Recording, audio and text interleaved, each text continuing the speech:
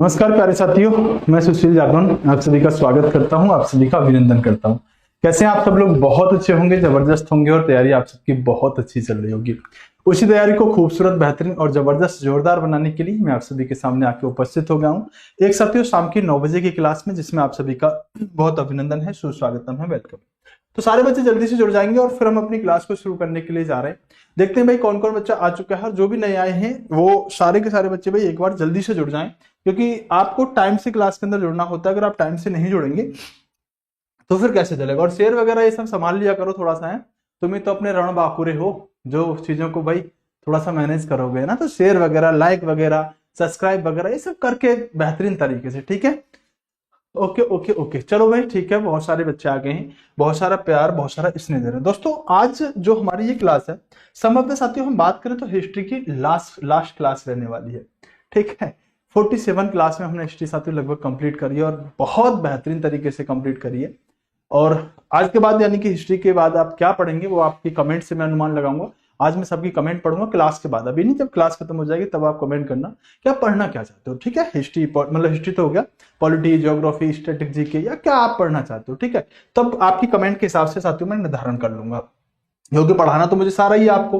तो अच्छी बात है दोस्तों, बेहतरीन तरीके से चीजों को कवर करवाएंगे, तो फिर जो आप कहोगे वो आपके मन के मुताबिक है ना। ऑफलाइन में होते तो आपसे पूछते तो पता चलता, अब आप कहोगे सर तो सुनते ही नहीं है ना। तो ऐसा नहीं है, मैं आपकी बात सुनूंगा अगर आप कमेंट करेंगे तो, ठीक है। 9 बजे साथियों हमारी रीजनिंग की क्लास होती है सुबह, और 10 बजे आपकी साइंस की क्लास होती है। शाम के 9 बजे जो अभी का टाइम है, इस टाइम मैं आपके सामने आ जाता हूं, आपको अच्छी तरह से पता है। और 10 बजे आपकी मैथ की क्लास होती है। तो हमारा एक फ्री टाइम टेबल है यूट्यूब पर, हम साथियों विराट बैच के अंतर्गत चला रहे हैं। दूसरे साथियों एक महत्वपूर्ण जानकारी मुझे आपको देनी है कि दोस्तों ये जो आपका कोर्स चल रहा था, इस कोर्स का आज दोस्तों क्या है ना, आज दोस्तों इसका बिल्कुल लास्ट ऑफर है 7 तारीख रात 12 बजे तक। अगर आज आपने ये कोर्स ले लिया तो दोस्तों आपको 399 में ये कोर्स मिल जाएगा। फिर साथियों इसके बाद आपको ये 499 में, हो सकता है कि 599 में ही मिले। तो जिन्होंने कोर्स परचेज नहीं किया भैया, आज परचेज कर लेना, 399 रुपए में लास्ट ऑफर है। इसके बाद आपको साथियों मौका नहीं मिलेगा, और देखना समय आने पर आप इससे साथियों 499 और 599 रुपए में भी खरीदोगे। इससे अच्छा है कि अभी ऑफर चल रहा है तो खरीद के रख लो, वैलिडिटी वगैरह की कोई दिक्कत नहीं होती है, तो फिर आप आराम से पढ़ते रहना। सर ये किस लिए? ये एक फाउंडेशन कोर्स है, जिसके अंदर साथियों आप अगर इन सभी एग्जामों की, मतलब रेलवे की किसी भी एग्जाम की तैयारी कर रहे हो, तो रेलवे का एक फाउंडेशन बैच हमने चला रखा है, जिसमें आपको कंप्लीट थ्योरी पढ़ाऊंगा। आप कहोगे सर यूट्यूब पर भी तो पढ़ा रहे हो, तो दोस्तों यूट्यूब पर पढ़ाना और एप्लीकेशन में पढ़ाना दोनों में बहुत अंतर होता है। यहाँ मैं आपको फ्री पढ़ा रहा हूँ, पैसे लेके पढ़ाऊंगा तो इसका मतलब है कि आपके प्रति रिस्पॉन्सिबिलिटी मेरी और भी ज्यादा रहेगी, समझ रहे हो। जब मैं आपको फ्री में इतनी अच्छी चीजें दे रहा हूँ, तो पैसे लेके तो साथियों आपकी जिम्मेदारी और भी बढ़ जाएगी ना, थोड़े कंधे मजबूत करने पड़ेंगे। तो वहां आपको एक ना, मतलब वो चीज दी जा रही है जिसमें आपका कुछ भी ना छूटे, समझ रहे हो ना। एक बार आपने जीके पढ़ ली, फिर आपको कुछ पढ़ने की जरूरत नहीं, कहीं से बस किताब से प्रैक्टिस करने की जरूरत पड़ेगी। तो कोर्स के अंदर ये साथियों आपको चीजें आज रात तक 399 रुपए मिलने वाली है। फटाफट से साथियों आप इसे जाके एनरोल कर लीजिएगा। NY100 कूपन कोड लगाओगे तब आपको 399 रुपए मिल जाएगा, सिर्फ आज की वैलिडिटी है, ठीक है। अगर आप साथियों कॉम्बो बैच लेना चाहते हो तो कॉम्बो बैच पर भी साथियों आज रात तक की ही वैलिडिटी है, इस अमाउंट पर भी डिस्काउंट मिल जाएगा। लेकिन जब आप NY200 साथियों कूपन कोड लगाओगे तो इसमें आपको सभी के फाउंडेशन कोर्स मिल जाएंगे, जाके परचेज कर सकते हैं। और दोस्तों इस कोर्स के अंदर हम आपको क्या क्या देंगे, एक छोटी सी बात मैं आपको बता देना चाहता हूं कि इस कोर्स में देखो आपको कंप्लीट थ्योरी मिलेगी, क्वेश्चन भी मिलेंगे। यूट्यूब पर हो सकता है क्वेश्चन आपको ना मिले, सिर्फ थ्योरी मिले, तो क्वेश्चन से आपको आइडिया तो लग पाता है कि भाई हम किस तरह से क्वेश्चन एग्जाम के अंदर अटेम्प्ट करेंगे। इसमें डेली साथियों आपकी लाइव क्लास चल रही है, हिस्ट्री उसमें चल रही है, बहुत बेहतरीन चल रही है, कोई लॉस आपको नहीं रहेगा। 2024 के लेटेस्ट क्वेश्चन होंगे, ऐसा नहीं कि क्वेश्चन बहुत पुराने जो आते थे 5-6 साल पहले, नहीं, लेटेस्ट क्वेश्चन जो आए हैं रेलवे के एग्जामों में, अन्य एग्जामों में, वो सब कवर कराएंगे। बाइलिंगुअल कंटेंट रहेगा, पीडीएफ आपको इसके अंदर मिलेगी साथियों, और कोशिश करेंगे हैंड रिटन नोट्स भी साथियों डलवा दें, कमिटमेंट नहीं कर रहा लेकिन कोशिश है मेरी, ठीक है। फ्री टेस्ट सीरीज साथियों इसके अंदर आपको मिलेगी, इस कोर्स में ये सब कुछ चीजें आपको मिलने वाली हैं, ठीक है। तो जाके आप क्या कर सकते हैं, परचेज कर सकते हैं, अगर अभी तक आपने नहीं किया तो, ठीक है। चलिए ओके ओके, तो आगे बात करते हैं साथियों, आगे शुरू करते हैं अपनी क्लास को, ठीक है। ओके चलो भाई फटाफट से स्पीड से भाई, सभी बच्चे जुड़ चुके हैं और जल्दी से आ जाओ।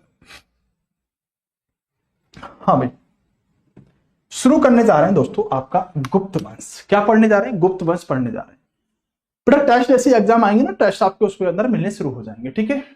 मैं 2 दिन कहा था, तो मैं 2 दिन दोस्तों बाहर गया हुआ था, एक थोड़ा सा मतलब धार्मिक स्थलों पर थोड़ा कभी कभी हो जाता है, ज्यादा तो मैं कभी ऐसे नहीं गया हूँ, लेकिन हाँ वैष्णो देवी वगैरह में चला गया था, तो वहां से तो इसलिए आपकी क्लास थोड़ी सी डिस्टर्ब हुई थी। ठीक है, चलो शुरू करते हैं दोस्तों।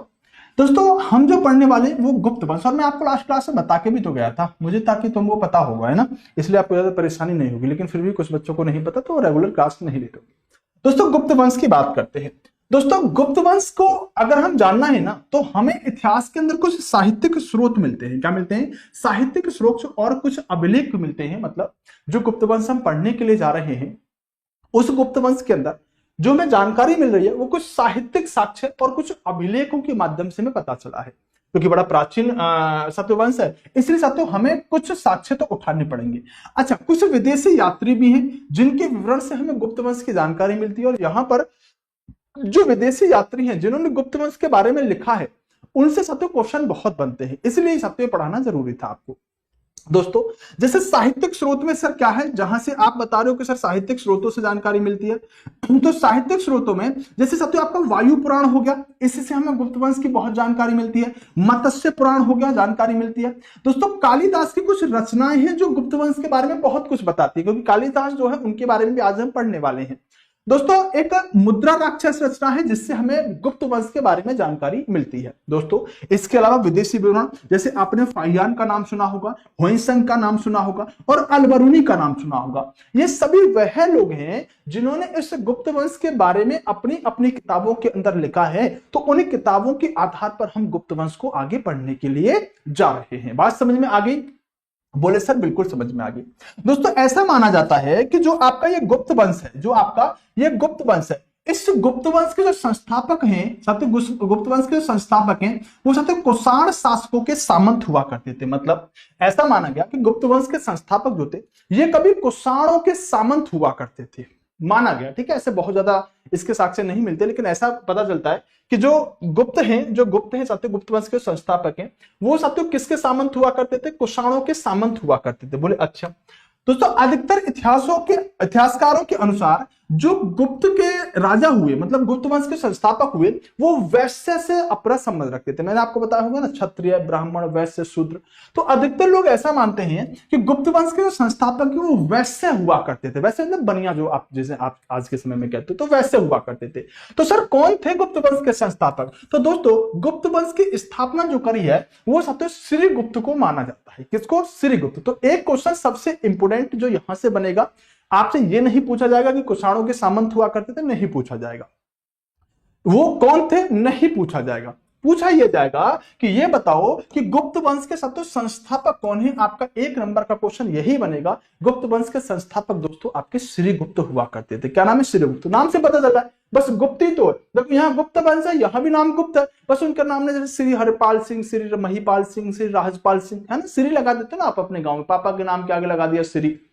कभी मास्टर ने कूटा भी बहुत होगा, पापा का नाम बताओ, बोले विजयपाल, मारा थप्पड़, श्री विजयपाल बोलो, तो आपको सिखाया था ना शुरू में। तो बस इसके नाम में श्री ही तो लगा दिया हमने। बाकी गुप्त वंश के संस्थापक दोस्तों कौन? आप कहेंगे श्रीगुप्त साथियों होंगे। ठीक है, बात समझ में आ गई। दोस्तों अब श्रीगुप्त जो है, क्योंकि गुप्त वंश में तो बहुत सारे राजा होंगे, जैसे हम कोई भी वंश पढ़ते हैं तो बहुत सारे राजा पढ़ते हैं ना, तो संस्थापक हो गए श्रीगुप्त। अब इसमें और भी राजा होंगे, लेकिन पहले हम श्रीगुप्त के बारे में जानते हैं कि श्रीगुप्त से क्या क्या क्वेश्चन बनेगा। दोस्तों गुप्त वंश के संस्थापक कौन है? श्रीगुप्त। एक तो क्वेश्चन यही सामान्य सा हो गया। इनके बारे में कहा जाता है कि इन्होंने 240 बीसी यानी कि ईस्वी में, एडी यानी कि ईस्वी में दोस्तों गुप्त वंश की स्थापना करने का काम किया था, और 240 से 280 तक इनका यानी कि श्रीगुप्त का दोस्तों यहां पर शासन देखने के लिए मिलता है। तो हमने क्या कहा? हमने सिंपल सी बात कही कि श्रीगुप्त ने क्या करा? श्रीगुप्त ने गुप्त वंश की स्थापना करी और 240 से 280 तक साथियों शासन भी करने का काम किया। तो शासन कब से कब तक किया? 240 से 280 तक। दोस्तों इन्होंने एक उपाधि धारण करी, और उस उपाधि का नाम क्या है? उस उपाधि का नाम है महाराजा। क्या नाम है? महाराजा। बस कभी कभी पूछ लेता है कि बताओ भाई महाराजा की उपाधि गुप्त वंश ने किसने धारण करी? तो दो राजा हैं, लेकिन अभी आप क्या कहेंगे कि महाराजा की उपाधि संस्थापक ने ही धारण करी है। तो भैया जो शासक होगा, जो राजा स्थापना करेगा किसी वंश की, तो महाराजा तो अपने आप को कहलवाएगा, क्या लगवाएगा, है ना भाई। राजा जो बनेगा महाराजा तो होगा ही ना, कहते हैं ना महाराज पधार रहे। तो श्रीगुप्त भैया महाराजा अपने आप को कहलवाते हैं। दोस्तों श्रीगुप्त के बाद जो इनके उत्तराधिकारी हुए, क्या हुए, श्रीगुप्त के बाद जो इनके उत्तराधिकारी हुए उनका नाम हुआ तो यहां पर घटोत्कच। क्या नाम हुआ, घटोत्कच। घटोत्कच जो हुआ करते थे ये श्रीगुप्त के बाद सतु इनके पुत्र थे, उत्तराधिकारी बने। तो पहली बात तो यही पूछ सकता है कि श्रीगुप्त के पुत्र का क्या नाम था, घटोत्कच नाम था श्रीगुप्त के पुत्र का। और दोस्तों ये घटोत्कच जो हुआ करता था ये श्रीगुप्त का उत्तराधिकारी बनते हैं और ये पिता के कदमों पर ही चलते हैं और इसने भी दोस्तों क्या करा, महाराजा की उपाधि धारण कर ली। अक्सर ऐसे क्वेश्चन पूछा जाएगा कि बताओ गुप्त वंश में महाराजा की उपाधि किसने धारण करी, तो वहां आपको या तो घटोत्कच देगा या श्रीगुप्त देगा, लेकिन वरीयता आप महाराजा की उपाधि में सत्य श्रीगुप्त को ही ज्यादा देंगे। बात समझ में आई, कितनी बातें बताई, 3 ही तो बातें बताई अभी तक मैंने। पहला, श्रीगुप्त के गुप्त वंश के संस्थापक कौन हुए, श्रीगुप्त। ये पहले शासक हुए, इनका बेटा घटोत्कच हुआ, दोनों ने महाराजा की उपाधि धारण करी, दोनों ने महाराजा की उपाधि धारण करी। बोले अच्छा सर। इसके बाद दोस्तों यहां से इंपोर्टेंस बढ़ती है अब आपकी चीजों की। इसके बाद दोस्तों राजा बनते हैं यहां पर कौन, आपके चंद्रगुप्त प्रथम। क्या नाम है, चंद्रगुप्त प्रथम। अब क्वेश्चन बनने शुरू होंगे और क्वेश्चन इंपोर्टेंट भी होंगे दोस्तों। कहा जाता है कि जो चंद्रगुप्त प्रथम है यानी कि चंद्रगुप्त फर्स्ट जो है साथियों, ये गुप्त वंश के प्रथम महत्वपूर्ण राजा रहे हैं। क्या है, महत्वपूर्ण राजा रहे हैं। और दोस्तों पहले श्रीगुप्त ने और उनके बेटे ने महाराजा की उपाधि धारण करी थी। ये क्या धारण करते हैं, ये करते हैं महाराजा धीराज। देखो श्रीगुप्त संस्थापक हैं, सिंपल है, शासन किया। घटोत्कच सिंपल है, शासन किया, कोई खास बात नहीं रही। प्रमुख शासक बने चंद्रगुप्त फर्स्ट, तो उन्होंने कहा मैं महाराजा की उपाधि थोड़ी धारण करूंगा, मुझे कहो महाराजा धीराज। भाई जो हमारे पूर्वजों ने उपाधि धारण करी है तो लेटेस्ट वर्जन तो आएगा, आधुनिकता तो आएगी, तो इसलिए इन्होंने महाराजा की उपाधि ना लेकर किसकी उपाधि ली, महाराजा धीराज। दोस्तों स्टार लगा लेना, चाहे महाराजा की उपाधि पूछी जाए चाहे ना पूछी जाए, लेकिन महाराजा धीराज की उपाधि किसने धारण करी, ये क्वेश्चन आपसे पूछा जाएगा। ठीक है, बोले सर ठीक है। दोस्तों चंद्रगुप्त प्रथम, इनकी शादी होती है एक महिला से जो लिच्छवी वंश की दोस्तों राजकुमारी हुआ करती थी, जिसका नाम था कुमार देवी। तो इन्होंने शादी किससे करी है, लिच्छवी वंश की राजकुमारी। इनका नाम चाहे ना याद रहे कुमार देवी, कोई दिक्कत नहीं है, इनका वंश याद रखना है लिच्छवी वंश, क्योंकि यहां से अभी आगे एक क्वेश्चन बनेगा। तो चंद्रगुप्त प्रथम ने शादी किससे करी है, लिच्छवी वंश की राजकुमारी, नाम क्या है, कुमार देवी से इनकी शादी होती है। और 319 में इन्होंने सतो गुप्त संवत की शुरुआत करी। जैसे शक संवत होता है, विक्रम संवत होता है, उसी तरह से गुप्तों में चंद्रगुप्त ने क्या किया दोस्तों, गुप्त संवत की शुरुआत करी। स्टार और वेरी इंपोर्टेंट स्टार लगा लेना इस पॉइंट पर, क्योंकि साथियों आपसे पूछेगा मतलब गुप्त संवत की शुरुआत कब हुई, ये डेट पूछेगा। 319 ईस्वी एडी, तो 319 एडी में गुप्त संवत की शुरुआत चंद्रगुप्त करते हैं और उन्होंने एक महिला से शादी करी है जो लिच्छवी वंश की राजकुमारी हुआ करती थी, जिसका नाम सत्यो कुमार देवी हुआ करता था। बात समझ में आ गई, बोले सर कोई दिक्कत नहीं है। अब देखो शादी हो गई चंद्रगुप्त फर्स्ट की, अभी हम चंद्रगुप्त फर्स्ट पढ़े हैं, ठीक है, अभी सेकंड भी आएगा। तो चंद्रगुप्त फर्स्ट की जब शादी हो गई तो इनका बेटा अगला गद्दी पर बैठा, जिसका नाम था समुद्रगुप्त। क्या नाम है, समुद्रगुप्त। दोस्तों समुद्रगुप्त जो था ना, ये दरअसल कुमार देवी का पुत्र था।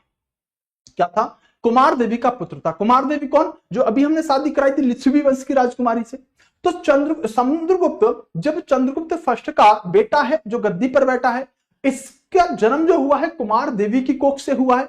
तो कुमार देवी से जन्म होने की वजह से दोस्तों इस व्यक्ति को कहा जाता है लक्ष्मी दोहित्र। और दोस्तों very very very most important, इस क्वेश्चन को लगा लेना, ये सबसे ज्यादा क्वेश्चन। देखो मैं आपको बता रहा हूं, पहली बात तो मैं सिलेक्टेड चीजें पढ़ा रहा हूं, दूसरी बात आपको दोस्तों जहां मैं स्टार लगवा के चल रहा हूं ना, आप प्रीवियस ईयर के क्वेश्चन निकालना किताब से, और आप देखना एकदम जैसे कहते हैं दूध से मलाई निकाल लेना, दूध से मलाई निकाल लेना, मैं वहां आपको स्टार लगवा रहा हूं। और दोस्तों अगर कोई बच्चा ये कहता है ना कि सर मुझे जीके बिल्कुल भी नहीं आती, तो स्टार लगे लगे पॉइंटों को भी अगर कवर कर जाएगा ना, तो मैं गारंटी देता हूं ऐसा हो ही नहीं सकता कि ये क्वेश्चन जो स्टार लगवा रहा हूं सत्यो 8 से 10 बार ना पूछे गए हूं। 8 से 10 बार सत्यो ये क्वेश्चन पूछे गए हैं, इसलिए मैं इन क्वेश्चनों पर स्टार लगवाता हूं। तो इन्हें क्या कहा जाता है, लिच्छवी दोहित्र कहा जाता है। सर क्यों कहा जाता है, देखो यहां पर लिच्छवी का मतलब क्या है, एक वंश से है। क्या है, लिच्छवी का मतलब है एक वंश से, और दोहित्र का मतलब क्या होता है, जैसे मान लो आपकी नानी के आप कौन लगते हो, अपने अपने क्षेत्र में अपने अपने हिसाब से आप जानते हो, जैसे कहीं पर देवता कह देते हैं, कहीं पर नाती भी कह देते हैं ना। तो जैसे आपकी नानी की आप कौन लगते हो, तो जैसे समुद्रगुप्त जो थे ना, उसी तरह से आप क्या कहोगे, जो समुद्रगुप्त हुआ करते थे, ये समुद्रगुप्त साथियों लिच्छवी के देवते हुआ करते थे, दोहित्र इन्हें आप कहेंगे। तो अपनी अपनी भाषा में आप कुछ भी कहते हैं, इसका अर्थ क्या निकलता है कि लिच्छवी की बेटी के पुत्र हुआ करते थे। दोहित्र का मतलब होता है कि भाई इनका नानी गांव जो था वो आपका कहां था, लिच्छवी के अंदर था, इसलिए इनको कहा गया लिच्छवी दोहित्र। बात समझ में आ गई ना, क्लियर होगी ना। लिच्छवी दोहित्र क्यों कहा जाता है, क्योंकि दोस्तों इनका नानी गांव जो था ना वो आपका कहां था, लिच्छवी के अंदर था, इसलिए इन्हें देवता कह देते हैं, कहीं पे दोहित्र कह देते हैं, कहीं पर नाती तो वैसे दादा की तरफ से होता है, मतलब दादा दादी का बेटे का पुत्र जो होता है वो नाती होता है, लेकिन इसमें भी कहीं कहीं साथियों कुछ क्षेत्रों में नाती ही बोलते हैं। वैसे आप समझ गए होंगे कि साथियों नानी जो थी इनकी लिच्छवी की थी, उनकी बेटी की शादी कहां हो रखी थी दोस्तों, इनके पिताजी के लिए हो रखी थी, इसलिए साथियों दोहित्र कहलाए, देवते कहलाए। इन्हें साथियों लिच्छवी दोहित्र कहा जाता है। और समुद्रगुप्त जो हुआ करते थे ये एक बहुत प्रतापी शासक हुआ करते थे, बहुत प्रतापी जिसे आप कहते हो। इनकी नीतियों के बारे में कहा जाता है कि इन्होंने साथियों अपनी नीतियों के अनुसार इतना साम्राज्य विस्तार किया, इतना साम्राज्य विस्तार किया कि चाहे दक्षिण की बात करो, चाहे उत्तर की बात करो, चाहे पूर्व से पश्चिम की बात करो, इन्होंने साथियों हर क्षेत्र में अपनी विजय पताका फैला दी थी, हर क्षेत्र में अपनी विजय पताका फैला दी थी। दोस्तों इन्होंने क्या किया कि आर्यव्रत क्षेत्र की यानी कि उत्तर भारत के इन्होंने 9 राज्य अपने शासन में ले लिए थे। इसके अलावा इन्होंने साथियों अगर हम बात करें दक्षिणाव्रत के बारे में यानी कि दक्षिण भारत के क्षेत्र में, तो वहां पर इन्होंने दोस्तों 12 राज्यों को अपनी सीमा में मिला दिया था। बहुत बड़ी बात होती है दोस्तों ये, मतलब दोस्तों दक्षिण भारत से लेकर उत्तर भारत तक समुद्रगुप्त ने लगभग 12 और 9 राज्य जीते थे, जिसकी वजह से हम ये कह सकते हैं कि लगभग संपूर्ण भारत पर अपनी विजय पताका समुद्रगुप्त ने फैला दी थी। अगर इन्होंने इतना बड़ा साम्राज्य विस्तार किया है तो निश्चित सी बात है दोस्तों इन्हीं विजयों के वजह से, इन्हीं साथियों जीत की वजह से इनको कुछ टाइटल दे दी गई। और वो टाइटल क्या है, इनको साथियों कहा जाता है भारत का नेपोलियन। मैं कहता हूं कि ऐसा कोई बच्चा इस क्लास में होगा नहीं जिसे ये वाला क्वेश्चन नहीं याद होगा कि भारत का नेपोलियन किसे कहा जाता है। कोई बच्चा ऐसा है इस क्लास में जिसे ये क्वेश्चन नहीं याद हो कि भारत का नेपोलियन किसे कहा जाता है। हर एक बच्चे को यह पता होगा कि भारत का नेपोलियन किसे कहा जाता है। बात समझ में आ रही है?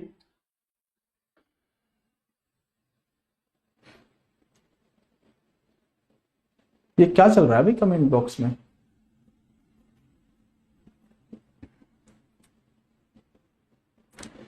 ये तो कुछ अलग ही दुनिया चल रही है। कोई कह रहा है कि रविराज कान में जाकर मैं लगेगा ना बस लव यू भूल जाएगा। Yes sir.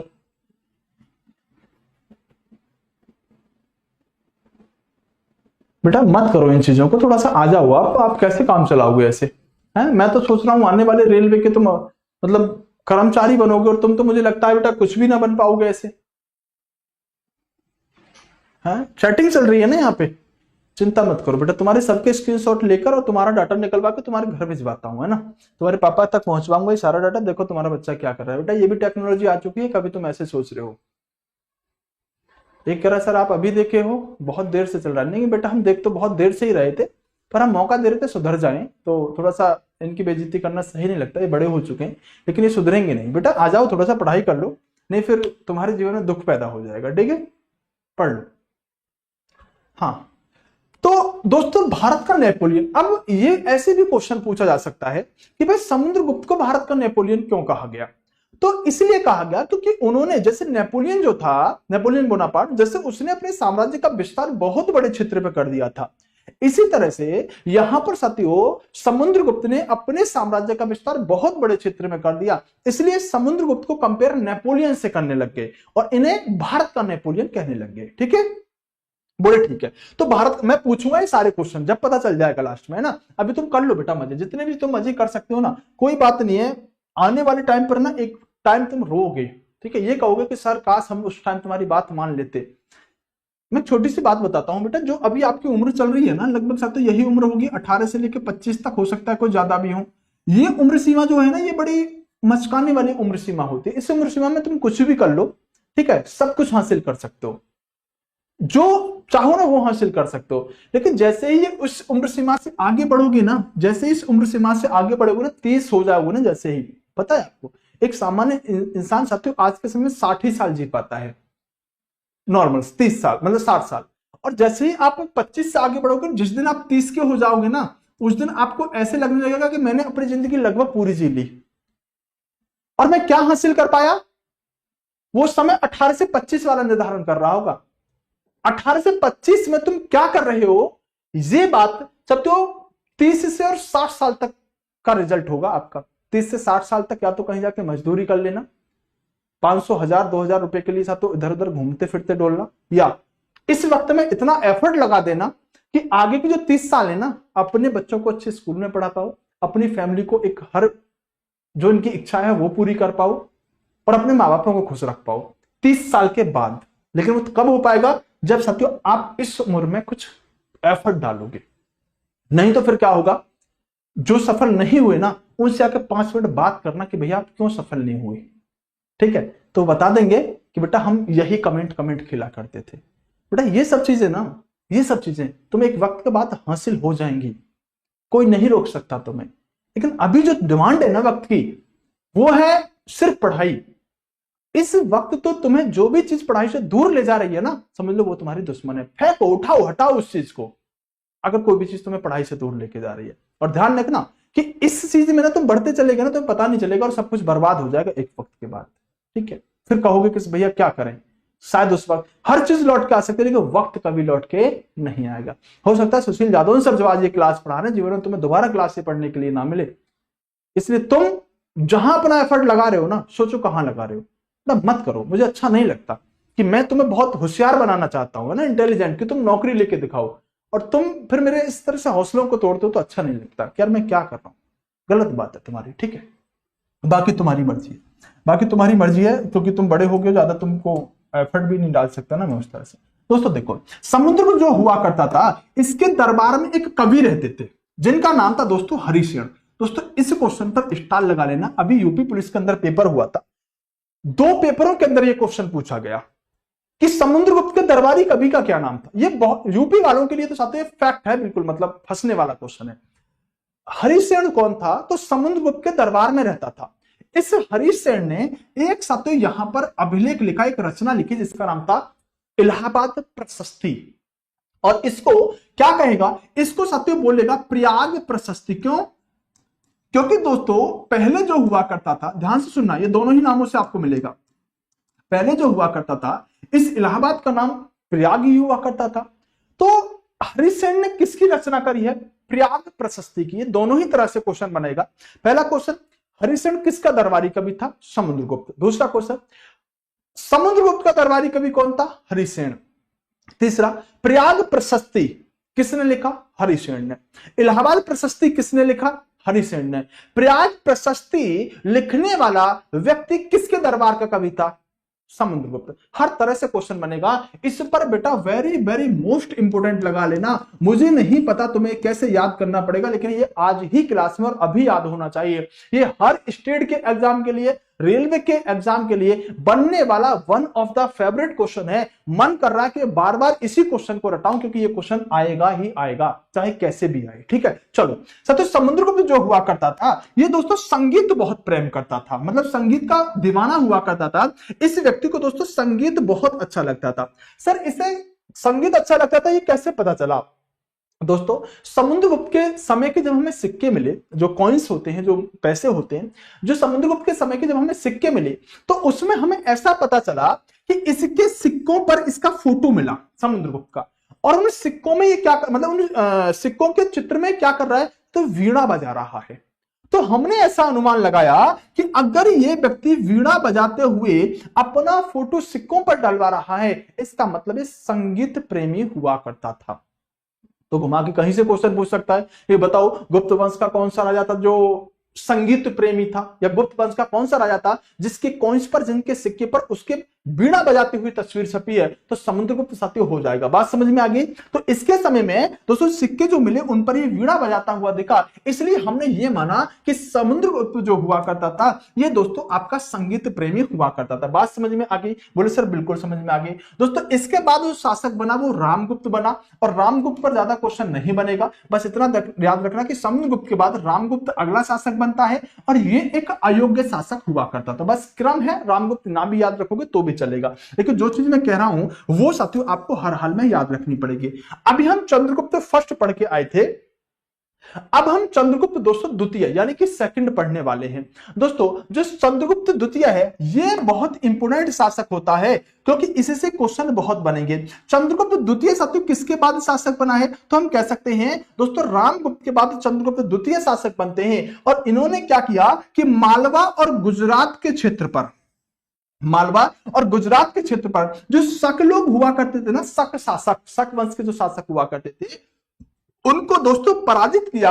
और इसके उपलक्ष्य में इन्होंने साथियों कौन सी उपाधि धारण करी है? इसके उपलक्ष्य में इन्होंने दोस्तों विक्रमादित्य की उपाधि धारण करी है। अब देखना थोड़ी देर बाद जो ध्यान से पढ़ रहे हैं वो तो इन बातों को अच्छे से समझ जाएंगे, और जो ध्यान से नहीं पढ़ रहे ना, अब मैं उनसे पूछूंगा बेटा महाराज की उपाधि किसने धारण करी? ऊपर देखेंगे। बेटा बताओ किस व्यक्ति ने महाराजा धीराज की उपाधि धारण करी? पता ही नहीं होगा। किस व्यक्ति ने विक्रमादित्य की उपाधि धारण करी? पता ही नहीं होगा। तो इसलिए मैं कह रहा हूं कि अगर क्लास में आप प्रेजेंटली माइंड को लेके बैठोगे ना तो सब कुछ याद होगा, नहीं तो बेटा कंफ्यूज हो जाओगे।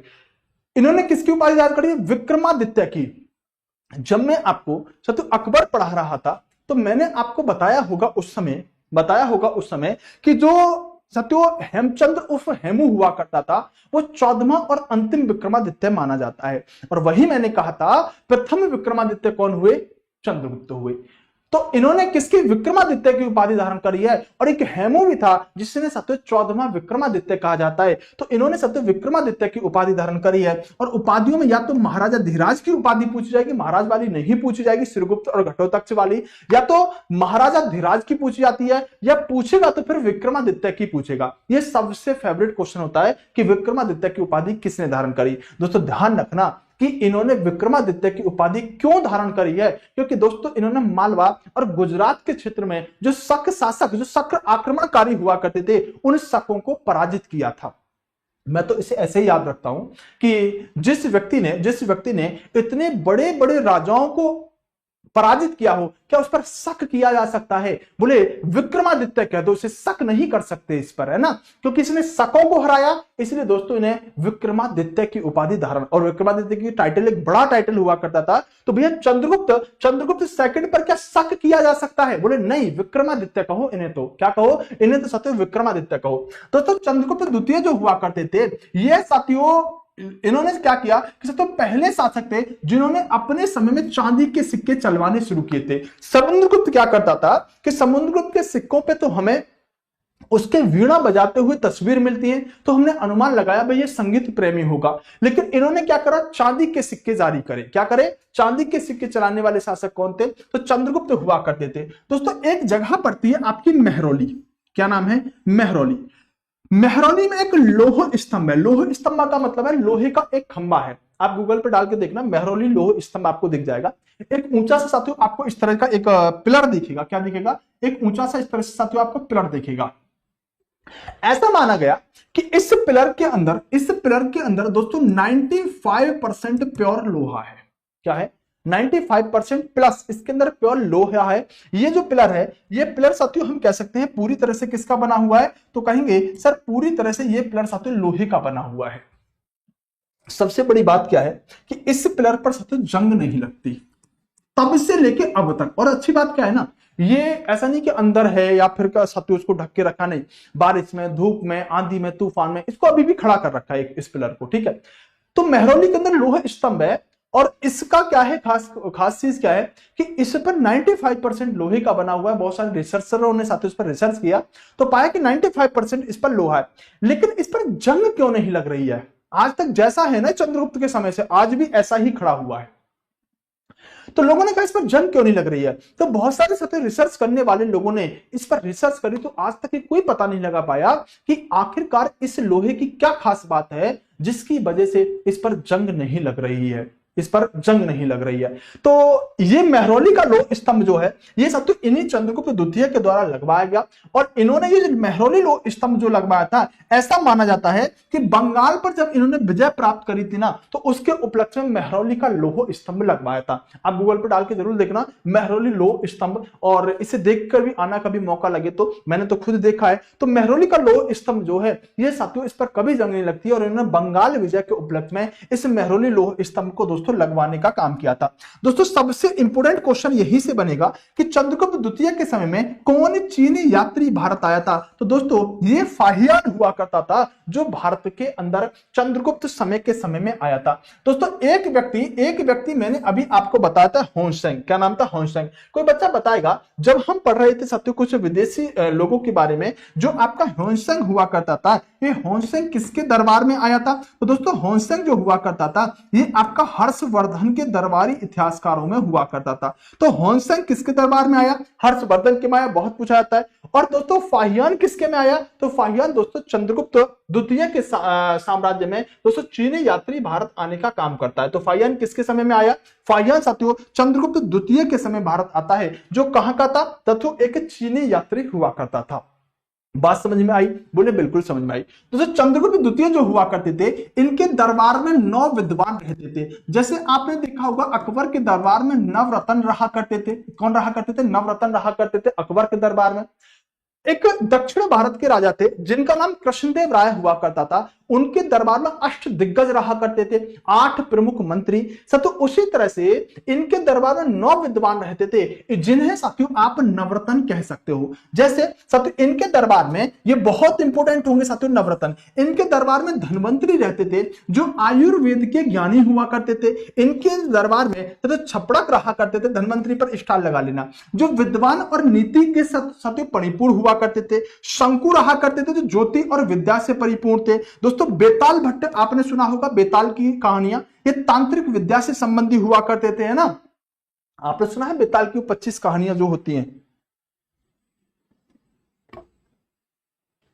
कभी और कहीं में अगर मौका मिलेगा तब सुनाऊंगा आपको बेताल 25 की वो 25 कहानियां, बहुत भयंकर लेवल की चीजें हैं साथियों, वो मैं अभी कभी आपको बताऊंगा, ठीक है? तो बेताल भट्ट साथियों तांत्रिक विद्या के ज्ञानी हुआ करते थे। और साथियों एक थे यहाँ पर घटक पर, ये एक कवि हुआ करते थे। क्या हुआ करते थे? ये एक कवि हुआ करते थे। साथियों वर रुचि जो थे ये आपके व्याकरण और व्याकरण के ज्ञानी हुआ करते थे। अमर सिंह साथियों ये आपके कौशलकार संबंधित हुआ करते थे। बरहा मिहिर जो हुआ करते थे एक खगोल विज्ञानी हुआ करते थे। और कालिदास दोस्तों संस्कृत के महाकवि हुआ करते थे। अब सुनो ध्यान से मेरी बात को, सर सारे याद करने हैं क्या? बेटा सारे याद नहीं रखने। देखो कालिदास हर हाल में याद कर लेना, कालिदास संस्कृत के कौन है? महाकवि है। किसके? चंद्रगुप्त द्वितीय के दरबार में है, अभी याद होना चाहिए। बरहा मिहिर किसके दरबार में रहते हैं? चंद्रगुप्त के दरबार में रहते हैं। और दूसरा बरहा मिहिर कौन है? ये साथियों ये क्वेश्चन आपसे ऐसे पूछा जाएगा, इनका संबंध किससे है? तो दोस्तों ये आपके एक एस्ट्रोनॉमर हुआ करते थे, खगोल वैज्ञानिक हुआ करते थे। ये क्वेश्चन ऐसे पूछा जाएगा कि बरहा मिहिर कौन थे? खगोल वैज्ञानिक हुआ करते थे। ये एसएससी ने कई बार पूछ रखा है। तो दो तो हमें यहां से याद करने हैं, एक तो कालिदास और एक साथियों आपके बरहा मिहिर। दूसरा साथियों एक आपको याद रखना पड़ेगा, यहां पर धन्वंतरी, तो धन्वंतरी किसके दरबार में थे? तो चंद्रगुप्त द्वितीय के दरबार में थे। 3 आपको याद कर लोगे तो कोई लोड लेने की जरूरत आपको नहीं पड़ेगा। लेकिन कालिदास जो थे इनकी रचना साथियों आपसे इंपोर्टेंट होगी, कालिदास की रचना मैं अभी आपको बताने वाला हूं। दोस्तों इसके बाद यानी कि साथियों चंद्रगुप्त के बाद अब शासक बनते हैं चंद्रगुप्त द्वितीय के बाद दोस्तों कुमारगुप्त फर्स्ट। कुमारगुप्त जो फर्स्ट हुआ करते थे, ये साथियों कुमारगुप्त चंद्रगुप्त द्वितीय के बाद अगले शासक बनते हैं। और इनके द्वारा जो करवाया गया काम था वो बिहार वाले बच्चे लोग जिस पर गर्व महसूस करते हो, नालंदा विश्वविद्यालय। दोस्तों मैं कह रहा हूं कि जितनी भी चीजें आप पढ़ रहे हो ना, ये सारी की सारी इतनी ज्यादा इंपोर्टेंट है। दोस्तों पूछेगा नालंदा विश्वविद्यालय कहां पर है, जरा कमेंट करना। नालंदा विश्वविद्यालय की स्थापना किसने करवाई? दोस्तों ये क्वेश्चन हर एग्जाम के अंदर पूछा आ चुका है। नालंदा विश्वविद्यालय किसने बनवाया? दोस्तों कुमारगुप्त जी के द्वारा नालंदा विश्वविद्यालय की स्थापना करवाई गई थी, ठीक है? नालंदा यूनिवर्सिटी जो है उसकी स्थापना किसने करवाई? कुमार गुप्त जी के द्वारा स्थापना करवाई। और दोस्तों कुमार गुप्त के बाद जो अगले शासक बनते हैं वो स्कंद गुप्त बनते हैं। और ये स्कंद गुप्त के बाद यहां पर कई छोटे छोटे शासक बनते हैं, उतना आपको ज्यादा लोड लेने की जरूरत नहीं है। अच्छा, कहां पर है? बिहार, बिहार बहादुर। अच्छा, ये बताओ कि सबसे पुरानी यूनिवर्सिटी कौन सी है ना जो, अच्छा ऐसे बताओ कि तक्षशिला कहां पर है? ऐसे बताओ तक्षशिला कहां पर है? सुना है तक्षशिला? तक्षशिला भी एक यूनिवर्सिटी है। तो तक्षशिला कहां पर है? दो यूनिवर्सिटी आपको याद रखनी होंगी, तक्षशिला और नालंदा। तो तक्षशिला तो सबसे पुरानी यूनिवर्सिटियों में आती है, तो भारत में नहीं है दोस्तों, अभी भारत के बाहर है, साथ पहले भारत का हिस्सा हुआ करती थी। तो नालंदा यूनिवर्सिटी जो है ये कहां पर है? ये दोस्तों बिहार के अंदर है, याद रखना, ठीक है। और दोस्तों इसके बाद अगर हम बात करें तो जो कुमार गुप्त थे, कुमार गुप्त के समय में एक अभिलेख की जानकारी मिलती है। इस अभिलेख को आप जानते हो दोस्तों किस नाम से? एक सेकेंड, हाँ, कुमार गुप्त के समय साथियों, हाँ साथियों, एक अभिलेख है जिसका नाम है ऐरण अभिलेख। क्या नाम है? ऐरण अभिलेख। दोस्तों ऐरण अभिलेख जो है ये दरअसल दोस्तों भानुगुप्त के शासन के जानकारी देता है। और इस ऐरण अभिलेख में हमें जानकारी मिलती है सती प्रथा के बारे में। दोनों ध्यान से सुनो, मैं आपको क्या बताने वाला हूं। दोस्तों ऐरण अभिलेख जो है बेसिकली वो आपका भानुगुप्त राजा का है। क्या नाम है? भानुगुप्त। लेकिन ये क्वेश्चन शायद नहीं पूछा जाएगा। मैं आपसे एक बात पूछता हूं कि ये बताओ कि हमारे देश के अंदर विलियम बेंटिक और राजा राममोहन राय जी के द्वारा मिलकर सती प्रथा का अंत किया गया था।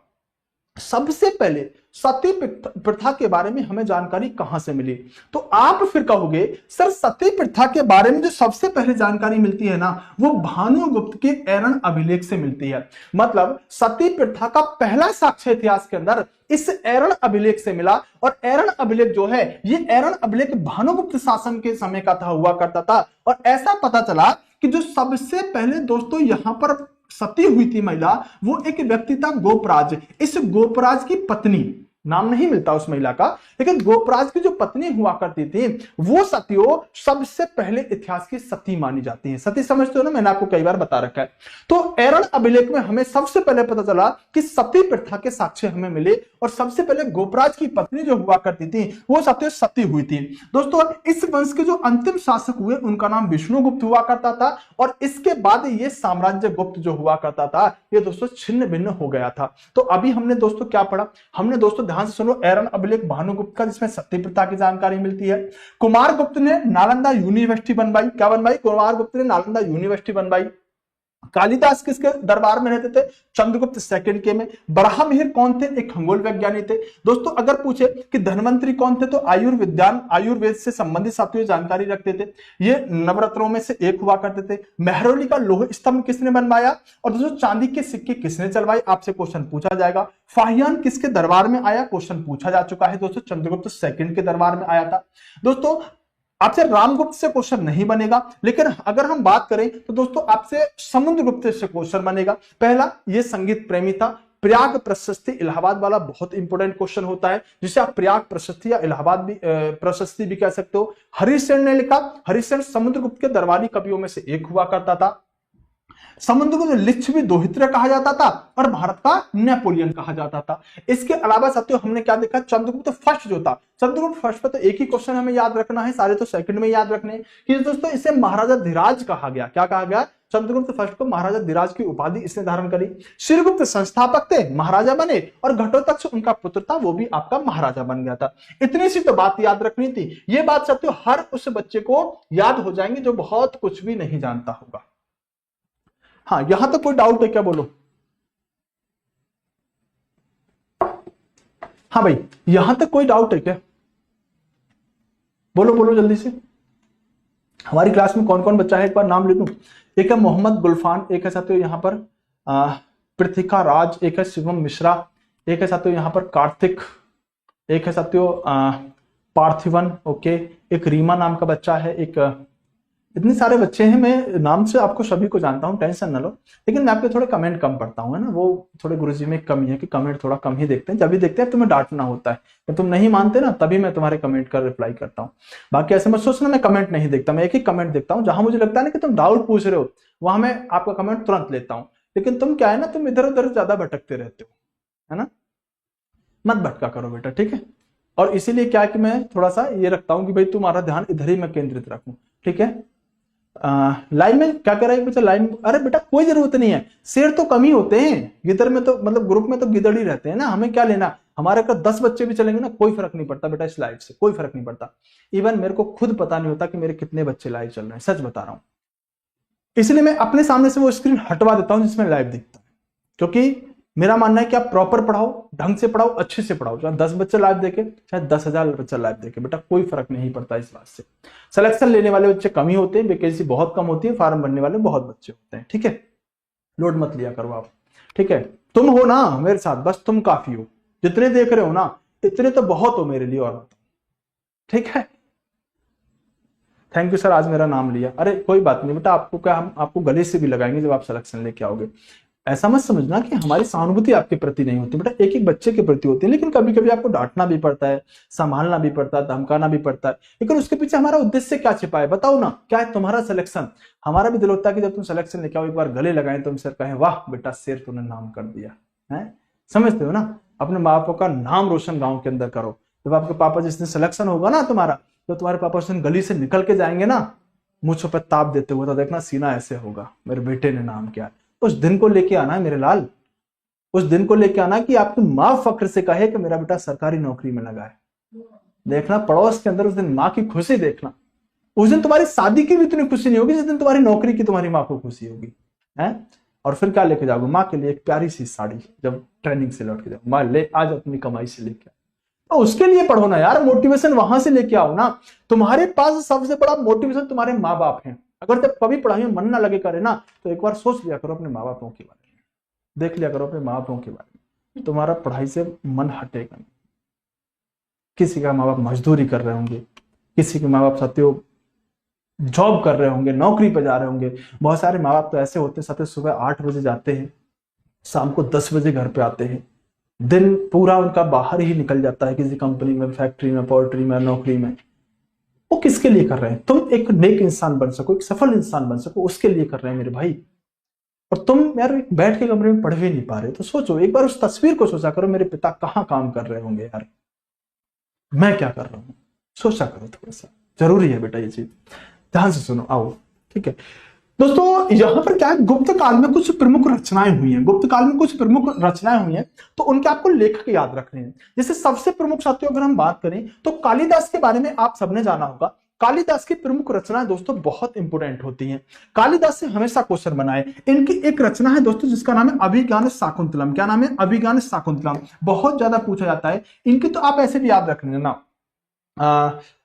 मेघदूत कुमार संभव अभिज्ञान शाकुंतलम, एक गाने की तरह भी आप इसे याद रख सकते हो। जैसे साथियों अभिज्ञान शाकुंतलम इनकी एक रचना है, आपसे पूछी जाती है, स्टाल लगा लेना दोस्तों। अगर विक्रमो वर्षम ना याद रखो तो भी चलेगा, लेकिन दोस्तों मालविका अग्निमित्रम आपको याद रखना। मैं आपको एक छोटी सी बात और भी बता देना चाहता हूं कि जो मालविका अग्निमित्रम नाम की रचना है, यहां पर दोस्तों मालविका और अग्निमित्र दो मतलब करेक्टर हैं, दो व्यक्ति हैं, जहां पर मालविका एक महिला का नाम है और अग्निमित्र जो है एक राजा का नाम है। तो कालिदास ने क्या किया है कि इस मालविका अग्निमित्र के अंदर मालविका रानी और अग्निमित्र के प्रेम के बारे में जानकारी दी है। तो ये क्वेश्चन ऐसे भी बनेगा, पहला तो मालविका अग्निमित्रम किसकी रचना है, कालिदास की। मालविका अग्निमित्रम में किस लिए लिखी गई, तो दोस्तों मालविका और अग्निमित्र की प्रेम की कहानी किसमें है, वो मालविका अग्निमित्र के अंदर है। इसके नाम से ही आप अंदाजा लगाना, दोनों नाम इसी में से पे हुए हैं, मालविका अग्निमित्र। और दोस्तों इसमें दोनों के प्रेम का वर्णन है, प्रेम की कहानी, कैसे कैसे शादी हुई, घर वालों ने कैसे कैसे इंटरफेयर किया, कैसे कैसे लव मैरिज करी, वो सब इस रचना के अंदर है दोस्तों। एक है इनकी रचना कालिदास की रघुवंश, एक है दोस्तों कुमार संभव, एक है मेघदूतम, बहुत इंपोर्टेंट है दोस्तों मेघदूतम, एक है दोस्तों ऋतु संहार। अब याद कौन कौन सी रखनी है, अभिज्ञान शाकुंतलम याद रखनी है, मालविका अग्निमित्रम याद रखनी है दोस्तों। दोनों वैसे तो कालिदास की देखो सारी इंपोर्टेंट है, अगर आप ऋतु संहार और विक्रमोर्वश ना भी याद रखोगे तो चल जाएगा, लेकिन फिर भी याद कर लेना, ठीक है। कालिदास की प्रमुख रचना दोस्तों, विशाख दत्त की प्रमुख रचना कौन कौन सी है, अभी हमने पीछे बात करी थी, मुद्रा राक्षस पर स्टार लगा लेना, बहुत बार पूछी गई है। मुद्रा राक्षस किसकी रचना है ऐसे पूछेगा तो कहेंगे साथियों विशाख दत्त की। क्या नाम है, विशाख दत्त की साथियों मुद्रा राक्षस है। और देवी चंद्रगुप्तम ना भी याद रखोगे तो भी चलेगा, ये लेकिन है किसकी साथियों, ये आपकी मुद्रा मतलब विशाख दत्त की, मुद्रा राक्षस और देवी चंद्रगुप्तम दोनों साथियों विशाख दत्त के द्वारा लिखी गई साथियों रचना है। एक साथियों लेखक शूद्रक, शूद्रक ने क्या लिखी साथियों, मृक्ष कटिकम, समझ रहे हो इसका मतलब क्या होता है, मृक्षकटिकम किसकी है? तो ये शूद्रक की हुआ करती थी। अमर सिंह साथियों, अमरकोश तो नाम से पता चला अमर सिंह और अमरकोश तो कोई दिक्कत वाली बात नहीं है।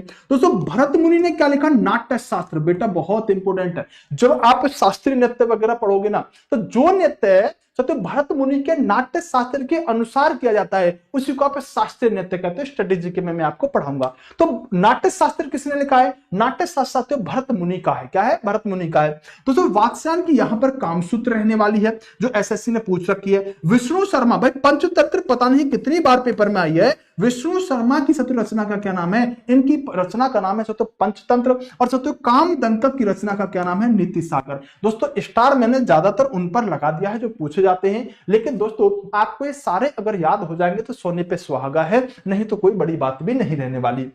दोस्तों एक मंदिर है देवगढ़ का दशावतार मंदिर, जो उत्तर प्रदेश के ललितपुर के अंदर है। बहुत इंपोर्टेंट है ये दोस्तों, गुप्त काल के ही मंदिर है। तो देवगढ़ मंदिर कहां पर है? ललितपुर के अंदर है। एसएससी ने पूछ रखा है। तिगवा मंदिर जो विष्णु मंदिर है, जबलपुर एमपी के अंदर है, गुप्तकालीन समय का है।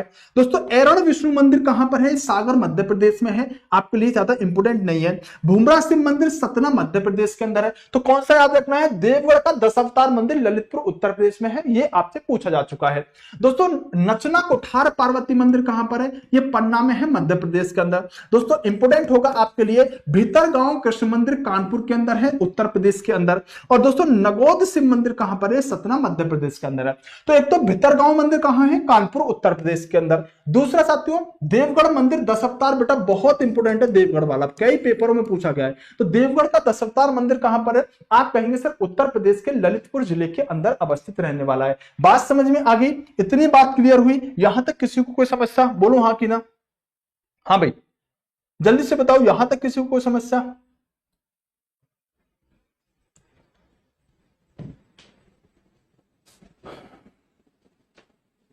हाँ अब दोस्तों लास्ट स्लाइड की बात करेंगे।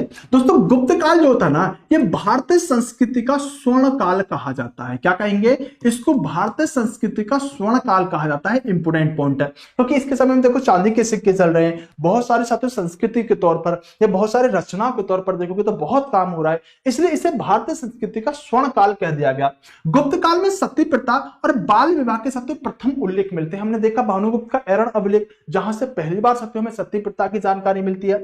इसके शासन में सबसे बड़ी इकाई जो होती थी वो तो देश हुआ करती थी। क्या हुआ करती थी? देश हुआ करती थी। और देश का सर्वोच्च कौन होता था? दोस्तों राजा हुआ करता था, और ये छोटे छोटे इकाइयों के माध्यम से गांव और ग्रामीण क्षेत्र पर शासन किया करता था। दोस्तों गुप्त काल में स्वर्ण मुद्रा को दोस्तों दीनार कहा करते थे। क्या कहा जाता था? स्वर्ण मुद्रा को गुप्त काल में दीनार कहा जाता था। यहां तक साथियों मैंने आपसे बात कर ली, बात समझ में आई? कोई डाउट तुम्हारा बचा हो तो जल्दी से बताओ। दूसरी दोस्तों इंपोर्टेंट बात लास्ट टाइम बता रहा हूं, ध्यान से सुन लो कि दोस्तों जो हमारा ये कोर्स चल रहा है, जिसमें मैं फाउंडेशन कोर्स आपको पढ़ा रहा हूं, कंप्लीट जीके जिसके अंदर पढ़ा रहा हूं, इसमें अभी आपको ऑफर लेने का अंतिम मौका आज है दोस्तों। इसको आप 399 रुपए में आप लेना चाहते हो तो आज रात 12 बजे तक इसको 399 रुपए में आप खरीद सकते हो। इसके बाद ये साथियों आपको 499 या 599 में ही मिलेगा। फिर मत कहना, NY100 कूपन कोड लगा लेना, ये अमाउंट आपको 399 रुपए में मिल जाएगा। इसमें साथियों रेलवे के अगर आप किसी भी एग्जाम की तैयारी कर रहे हो, 2025 के लिए दोस्तों हमने एक फाउंडेशन जीके का बैच निकाला है, जिसमें आपका भाई सुशील जादौन आपको कंप्लीट जीके पढ़ाने वाला है साइंस मैग्नेट एप्लीकेशन पर। तो सारे बच्चे एनरोल कर लो जिसने भी दोस्तों अभी तक नहीं किया है। दोस्तों इस कोर्स की खासियत क्या होगी? इस कोर्स के अंदर मैं आपको थ्योरी प्लस क्वेश्चन कराऊंगा। एप्लीकेशन के अंदर ही क्वेश्चन जो होंगे वो दोस्तों 2024 के होंगे, तो ये एक अच्छी बात है। दूसरी बात दोस्तों बाइलिंगुअल कंटेंट रहेगा, फ्री इसमें पीडीएफ हर क्लास की मिलेगी, टेस्ट सीरीज वगैरह भी साथियों इसके अंदर आपको मिल जाएंगे। कैसे लेंगे? तो लेने के लिए साथियों साइंस मैग्नेट एप्लीकेशन डाउनलोड करेंगे, कोर्स वाले फोल्डर में जाएंगे और साथियों यहीं पर आपको मिल जाएगा ये निर्माण बैच का जनरल अवेयरनेस का फाउंडेशन कोर्स। नाम क्या होगा? निर्माण बैच। जाके साथियों बाय कर लेंगे और बेहतरीन तरीके से कोर्स का आनंद लेंगे। दोस्तों मैं कहता हूं कि आपको इतना तो विश्वास हो गया होगा कि अगर मैं आपको पेड कोर्स में लेके जाऊंगा तो वहां पर आपको कोई शिकायत का मौका नहीं मिलेगा, इतना तो आप सभी लोग जानते हो। दूसरा दोस्तों अगर आप कॉम्बो बैच लेना चाहते हो तो कॉम्बो बैच भी आप ले सकते हो। इस पर आपको NY200 कूपन कोड लगाना पड़ेगा। ये इसमें आपको सभी टीचरों के तो फाउंडेशन कोर्स मिल जाएंगे, जाके इसमें भी आप एनरोल कर सकते हो। इसके लिए NY100 लगाना पड़ेगा, 399 रुपए में जीके मिल जाएगी आपको। ठीक है, तो ये सारी चीजें थी साथियों, उम्मीद करता हूं कि आपको समझ में आई होंगी। अब एक बार सारे बच्चे क्या करेंगे भाई, वीडियो को लाइक कर देंगे। ठीक है, हमारी क्लास डेली होगी।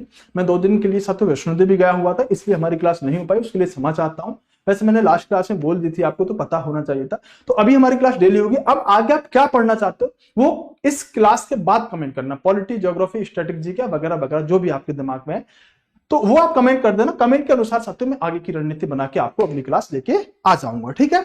तो मैं आपकी इस क्लास को भी यही खत्म करूं। गोपाल महतो सर, हम दिव्यांग हैं तो क्या कोर्स हमें 200 में मिलेगा? गोपाल एक बार ना आप मुझे कहीं पर्सनल मैसेज कर देना, ठीक है, जो मेरी तरफ से हो पाएगा मैं कोशिश करूंगा, ठीक है, आपको हताश नहीं करूंगा। समझ में आ गई बात, ठीक है। टेंशन मत लेना, अगर आपके पैसे मुझे भी देने पड़े तो मैं अपनी जेब से भर के तुमको कोर्स दिलाऊंगा, ठीक है। तो आप मेरे को कहीं पर्सनल मैसेज कर देना, या फिर जो हमारा हेल्पलाइन नंबर है वहां मैसेज कर देना, बोल देना कि सुशील सर ने ऐसे बोला था, तो वहां से जो हेल्प हो पाएगी तो कर देंगे, ठीक है। देखो हम जहां तक कर सकते हैं ना, आपके लिए कभी पीछे नहीं हटते, ठीक है ना, टेंशन मत लो। तो मिलता हूं मैं आपसे अगली क्लास में। Best of luck, bye bye, take care, love you to all. अपना ख्याल रखना, आजाद रहना, आबाद रहना, बढ़ते रहना, और डेली क्लास में साथियों आइएगा। अभी गेहूं की कटाई चल रही है तो इस वजह से शायद तुम कम आ रहे होगे, कोई बात नहीं बेटा, मुझे भी भूसा भरवाने के लिए जाना पड़ेगा 1 दिन के लिए। तो फिर मिलते हैं, bye bye, take care, love you to all है।